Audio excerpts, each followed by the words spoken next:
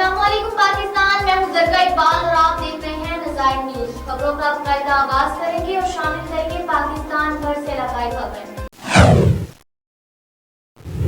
Global university डेरा इस्माइल खान शदीद माली बहरान का शिकार, मुलाजिमीन की तनख्वाहों की अदम अदायगी पर सिटी कैंपस से डेरा प्रेस क्लब तक एहतजाजी रैली।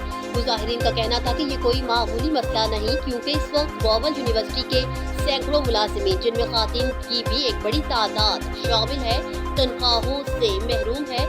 इसके अलावा पेंशनर हजरात भी कई महीनों से तनख्वाहों से महरूम है। मुलाजिमीन का कहना था कि यूनिवर्सिटी में 13 मुख्तलिफ ममालिक के तलबा के हमरा पाकिस्तान के तमाम सूबों से वाबस्ता तलबा ज़ेर तालीम है, जिनका मुस्तकबिल खतरे में है।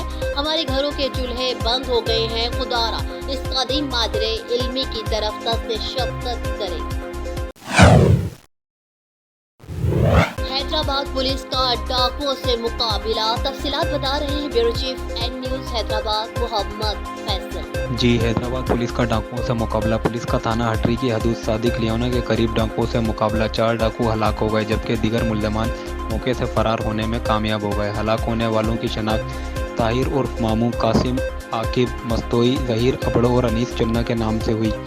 पुलिस मुकाबले में एक पुलिस एहलकार असद चुन्ना जख्मी हो गया, जिसे फौरी तिबी इमदाद के लिए अस्पताल मुंतकिल कर दिया गया। जाए वक़ूत से पुलिस को 5 करोड़ 10 लाख रुपए कैश रकम बरामद हुई। हलाक डाकुओं की लाश को अस्पताल मुंतकिल किया जा रहा है, जबकि फरार डाकुओं की गिरफ्तारी के लिए हैदराबाद के तमाम दाखिली और खारिजी रास्तों पर सख्त नाकाबंदी की जा रही है और दीगर मुकामात पर छापे मारे जा रहे हैं।